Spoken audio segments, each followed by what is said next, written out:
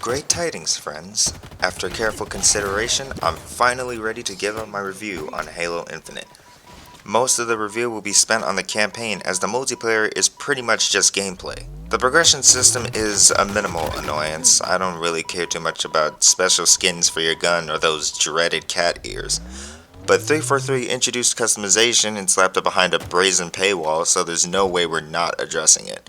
I'm going to use the same formula as the last review. I'm going to dissect what's good and what's bad about it, and give my verdict at the end. Sound good? I hope so. Let's begin.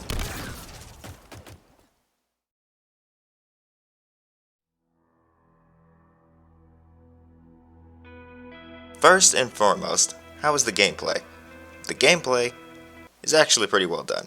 If there's anything I'll give 343, it's that they always try new things to take the Halo combat formula and spin it on its head. Halo 4's was good enough. They tried to update Bungie Halo's mechanics by adding a limited sprint and hipfire accuracy. It ended up feeling a bit clunky and out of place, but otherwise it was playable. Halo 5 is where they really shine. It's a lot floatier than its predecessor, but they finally found their groove. The movement, aside from the slide, is much more fluid. The sprint is an actual sprint. They give you thrusters that work as a sort of air dodge. If you ADS in the air, you'll float so you can get better angles and even make cool trick shots. If you sprint and then melee, they straight up Reinhardt charge into their opponents, making for a great way to start and finish fights. The ground pound is pretty much useless, but when it does its job, it looks and feels powerful as all hell. I know I'm digressing, but I just gotta hand it to 343 for the top tier gameplay. Good job. Now back to Infinite. As I said, the gameplay is great. They basically took the Halo 5 formula and they added some extra speed. It seems like a simple change, but it completely pushes the envelope, and it finally took advantage of what Halo 5 couldn't due to the overall lingering slowness. And the slide is an actual slide. Fighting the aliens are also a lot more fun in terms of ways you can approach it. While the landscape can be a bit constrictive, more on that later, gunfights are a lot more malleable, encouraging you to spice things up a bit. And sometimes, given the right circumstances, you'll have those special spine-chilling moments when everything just clicks.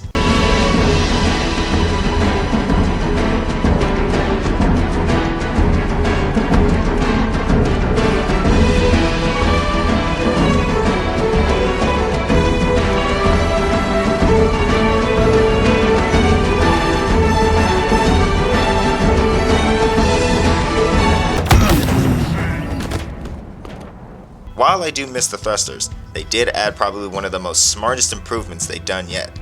They took a page from the Doom book and implemented the grappling hook. My god, did they know what they were doing with this.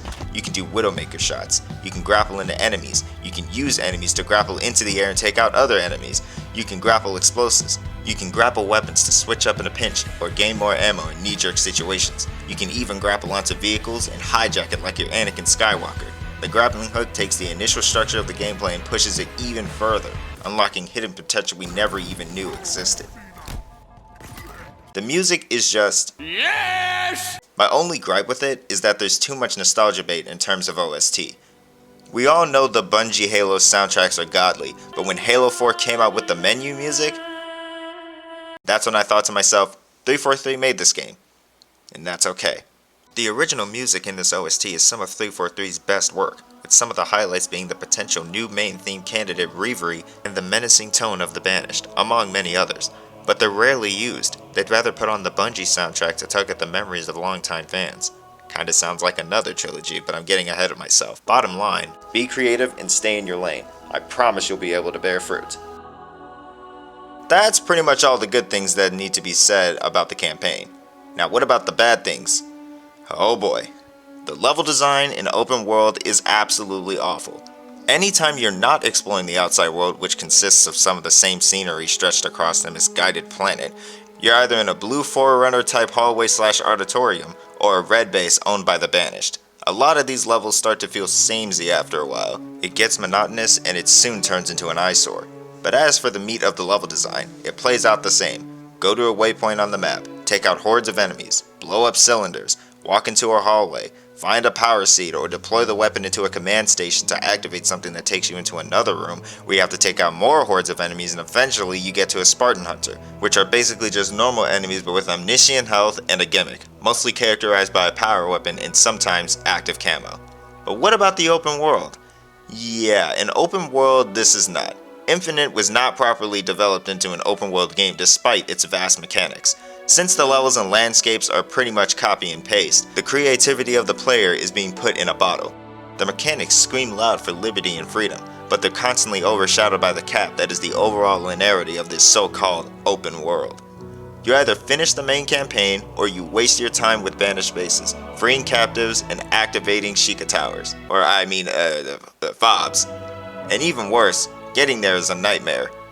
If there's anything that's fun in a good open world game, it's definitely the traveling, hearing beautiful music and being in awe of the gorgeous environments, and then stopping to fight some bad guys along the way, while even maybe finding some cute side missions to complete.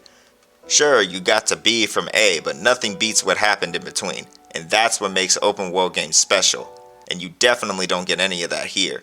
The terrain consists of dense forests with scattered rocks, so every 15 seconds you're spending another 15 seconds trying to get your vehicle stuck from a random pebble, or trying to flip it back over. All of this is completely avoidable if you get your hands on a Banshee, but it doesn't even exist until the late game. Halo Infinite's world definitely either needed some extra work or to be turned back into a level-based game. You know what? I'm starting to sense a pattern here. The game feels rushed, and unfinished even. Almost like the campaign was the real beta. Because there is potential here, a small amount of light leaking into the cracks for Infinite to be a masterpiece in terms of gameplay and mechanics. But a veil of emptiness, copy and pasting, and dare I say it, laziness, is covering all the good that could have grown into something majestic for the ages.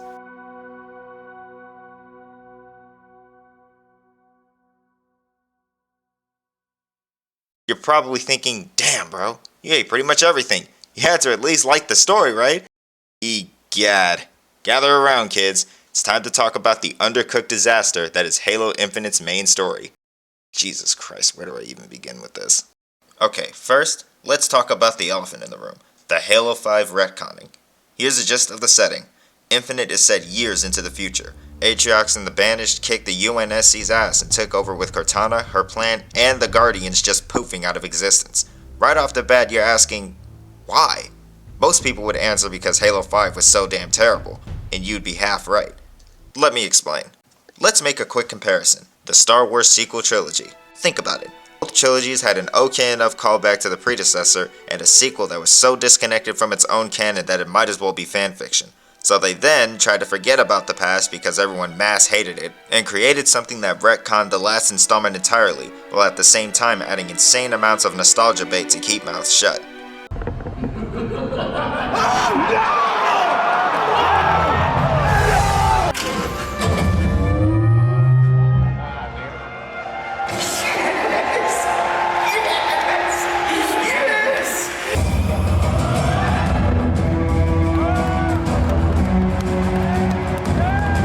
Not only does it strip the main story of any hope, but it's also lazy and unimaginative. A band-aid solution created in a panic to please fans and stop the bleeding of money and reputation. A reoccurring theme with this game in the industry as a whole, I suppose. This method of fixing a mistake the size of an installment in a trilogy is not a great plan. Why not make do with what you have and try to add things to make the story more compelling? Build off of what's already been used and reinforce it with new material. Who knows?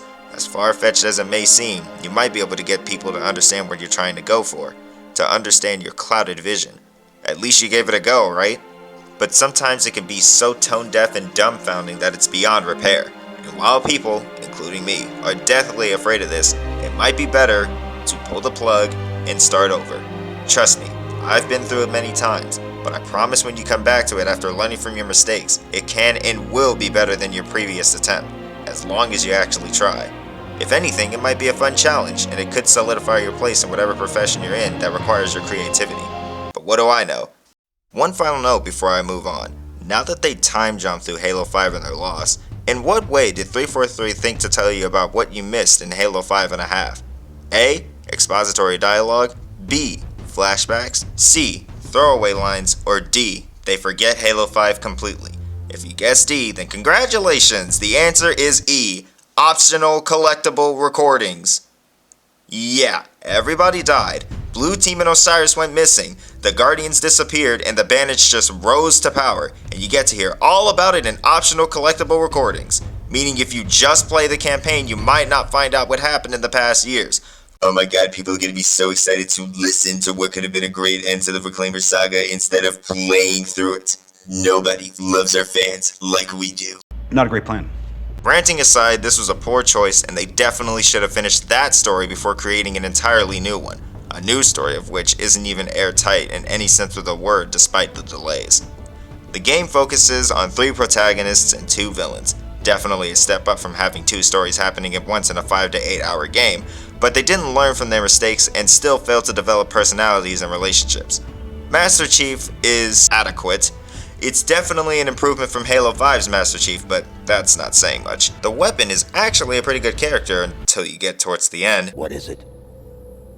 I wasn't talking to you. She's mostly the one to break Chief's ice. She's actually kinda funny, and when her and Chief exchange responses, it puts a smile on my face. These are the Banished. Affirmative. They smell even worse than I imagined. You can smell them. Well, an array of sensors in your armor can, and I analyze the input. You smell fine, by the way. We'll get to why she's a horrible character later, but let me just tell you, when it does happen, all that magic she brought to the screen was lost. And this guy is Echo. He's the final protagonist, and he's an acquired taste. He mostly just bitches about how Chief is insane for fighting the Banished, and openly expresses how much he wants to get home to his family.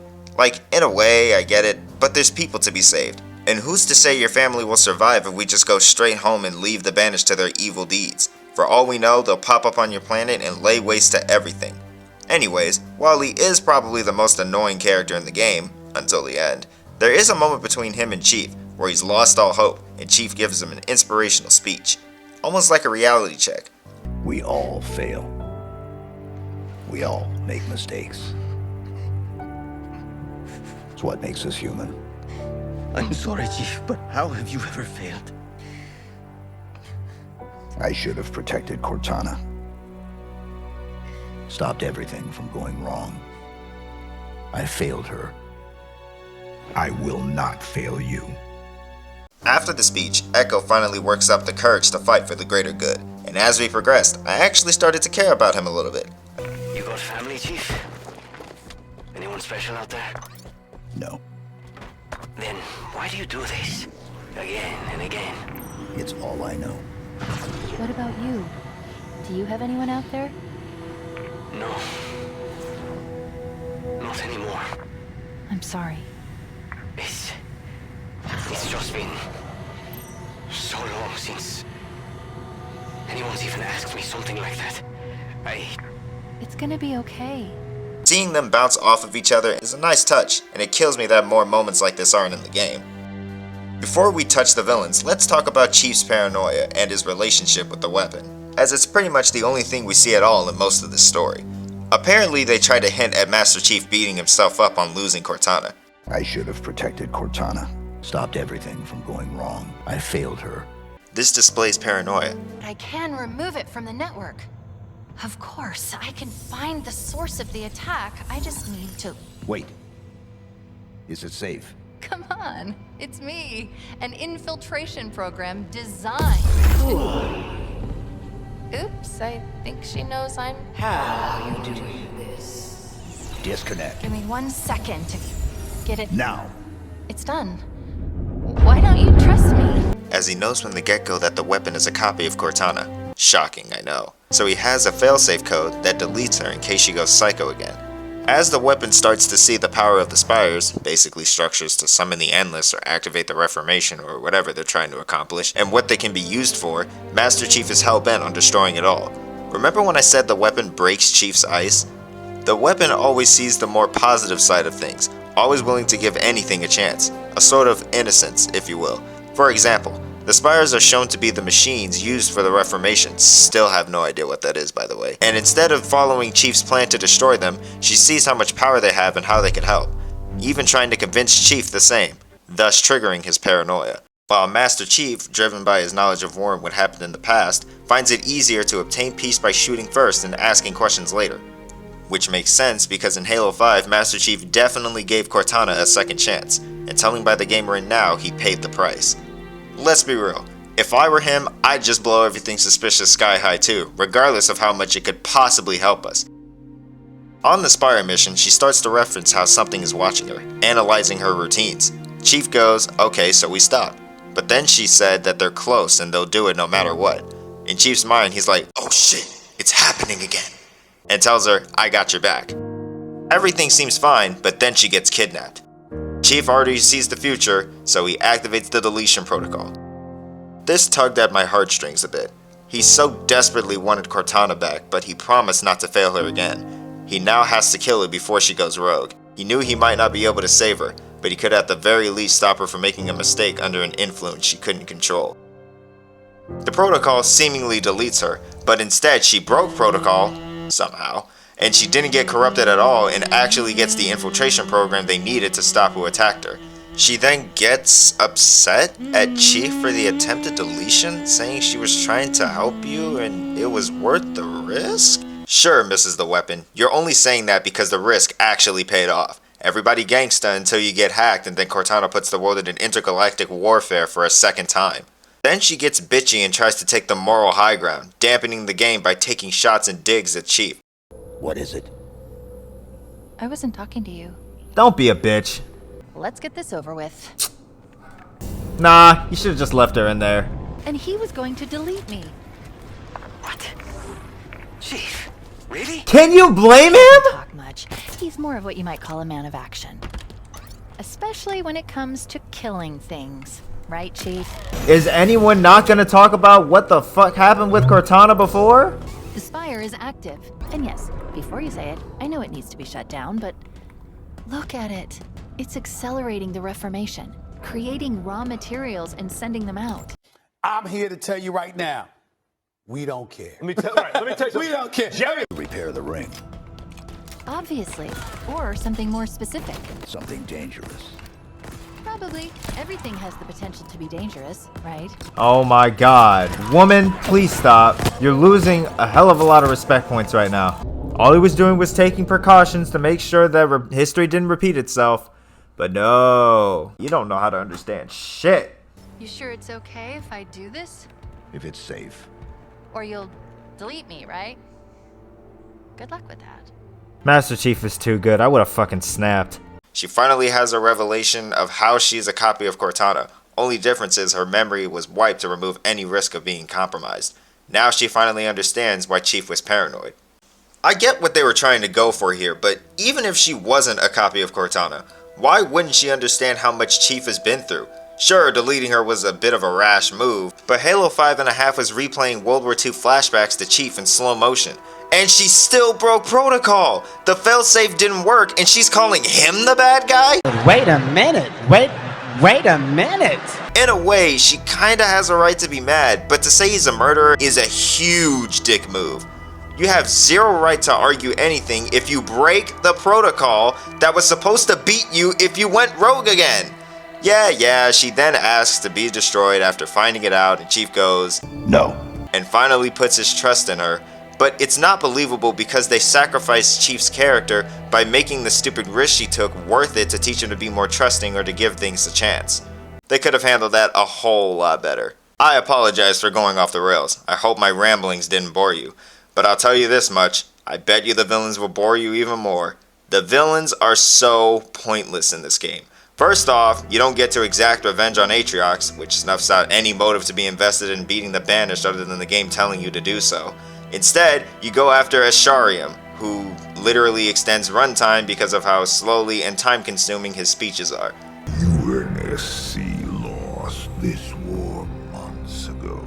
Your people are broken, scattered, hunted, defeated by me. He does nothing but talk throughout the whole game until the end, where he finally directly attacks you by kidnapping Echo. You then finally chase him, only to be put in a stupid obstacle course, which consists of stages intensifying with more powerful enemies after each completion. You also fight his right-hand man, which is definitely the best boss fight in my opinion, solely for his introduction.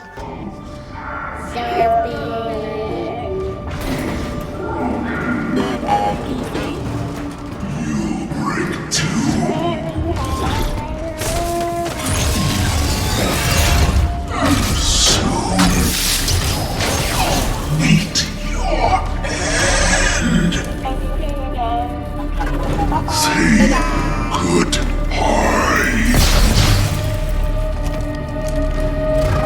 for the fight, it's pretty much the same as the first Spartan Hunters, but red.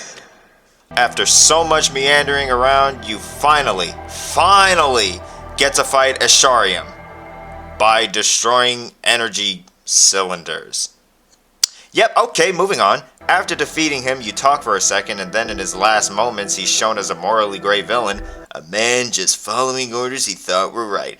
Again, I get where you're going for, but dude, sure, you could say, it might have been all he's known.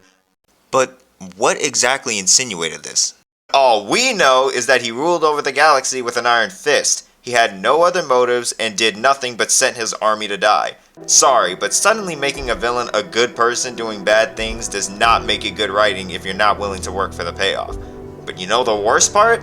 Surprise! He wasn't the real bad guy. It's actually the Harbinger, who shows up for 2 cutscenes and doesn't make herself known until literally smack at the end. Yeah, I wasn't lying when I said they were pointless. Apparently, she's hoping to bring back a powerful ancient civilization called the Endless. But wait a minute, I thought the Prometheans were the ancient civilization in Halo 4 and 5. Whatever, man, I'm just as confused as you are. You both clash, you beat her, and then the game ends with you and your friends flying into the sunset, hinting at a sequel where I honestly have no idea. And I'm not going to waste my breath trying to predict it. But yeah, that's the Halo story in a nutshell. I've said it before, and I'll say it again. Halo Infinite's campaign deserves so much more time and development. There's a lot of potential to be had, but it instead is wasted. Infinite's campaign isn't the worst in the trilogy, but it's definitely the most frustrating.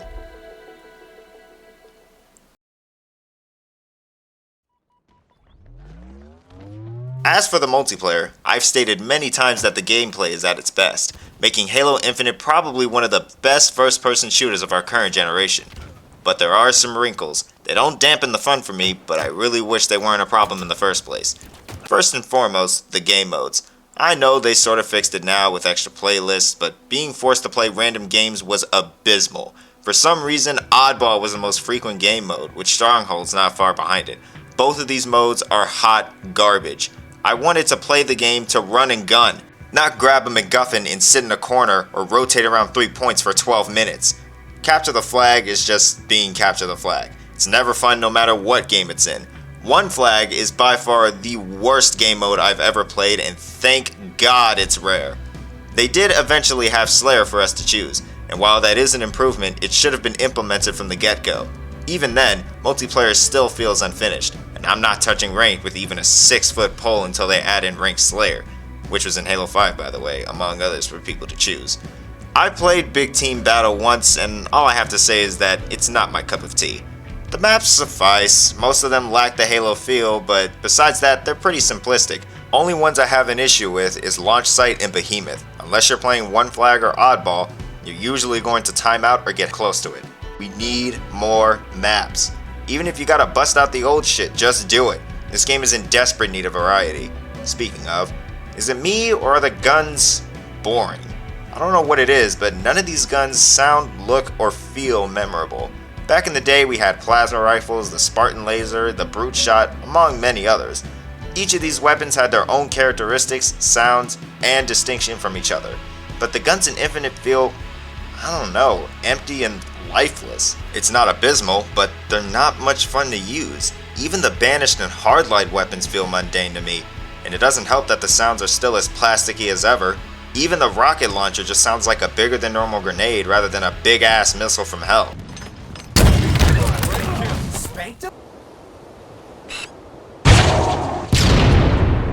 A big part of what made Halo so different from other first-person shooters is that the guns were original and special in their own sort of way, and I kinda miss that in these 343 installments. But I do like the way the Cinder Shot sounds though. The boom sound it makes is oddly satisfying. Finally, the melee is broken. The melee itself is fine, but the hit detection makes no sense. I'd be point blank range, but I go straight through them? I would also hit them, hear the melee sound, and yet no damage is taken?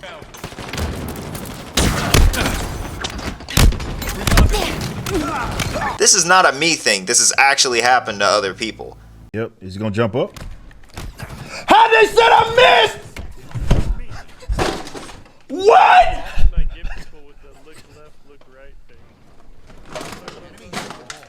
The multiplayer is in its maiden voyage, but that's no excuse for the lack of updates and patch notes. In order for this game to survive, we need way more support than a shallow Christmas event and impossible to get samurai armor. Speaking of samurai armor, this progression system is definitely geared towards breaking the bank for the next cool skin. The body of customization content that we have on day one ensures that there will be millions of customization combinations for Spartans on the battlefield. That includes things like armor coatings, armor emblems, various armor effects, down to the individual armor pieces. So your shoulders, your gloves, your knee pads, your helmet, your visor, your helmet attachments. Coatings offer us a unique opportunity to craft some hyper-polished looks and let you express yourselves in ways you've never been able to before. So we're coming at this from a player-first mentality. So what that means is that there's no random loot in this. There's no loot boxes. It's very important to us that everyone understands exactly how they unlock customization content. And we have a variety of places where they can do that. Everything that 343 executive said was pure lies. I have to pay to get a skin for my Spartan, and yet Halo 3 allowed you to change your primary and secondary color. Even tossed in some free armor changes for good measure. Same with the badges they had. A huge number to choose from, and you could do the same as your Spartan. Primary and secondary. Yet in Infinite, you have to choose from presets, and sometimes these combinations would be, unique. This battle pass is a battle ass. The only time you get actual good stuff is maybe after level 50, and even then, it's still not worth your money, because you're never getting there unless you sell your soul to this game. The quests give you close to no XP, and I'm not going to get into some of the rewards being the challenge swaps when Apex lets you do it for the non-premium in-game currency. You never get rewarded for playing longer, and you barely get any extra XP for winning. It's slow and tedious, all for the sake of frustrating you into giving them money. I get it's a free-to-play game, but you don't deserve money if you didn't earn it. You instead manipulate people by making their lives harder and releasing all this cool stuff in the shop to dangle a carrot in their face.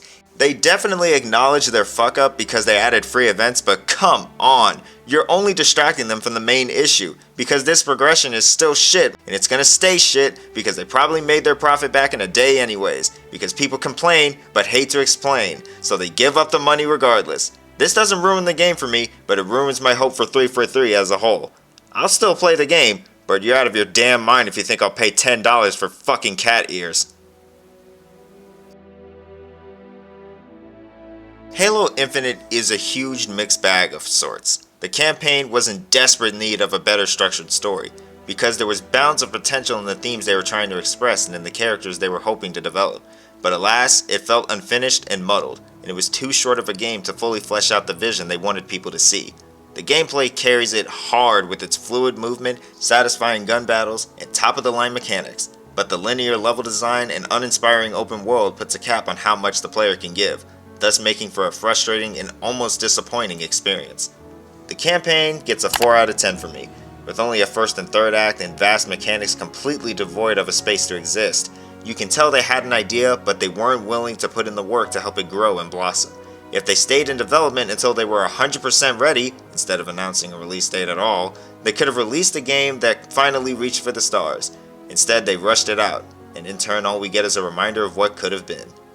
As for the multiplayer, that's a 7 out of 10 for me. While the map variety is lacking, the progression system is a disaster, and the game modes feel almost empty, the gameplay shines brightly in spite of all that, bringing back those close quarters, fast-paced gunfights we all know and love. It's a breath of fresh air from the samey COD games and the huge influx of battle royales, and it's what keeps me coming back to it every day. Both come out to an average and final score of 5.5 out of 10. While the campaign is doomed, Infinite's multiplayer couldn't have released at a more opportune time. I know if they properly support this game, it can live for years to come. But considering the absolute radio silence from 343 recently, there's not much hope left in the lifespan of Infinite. Will they finally listen to the fans, or will they only answer to greed? Only time will tell.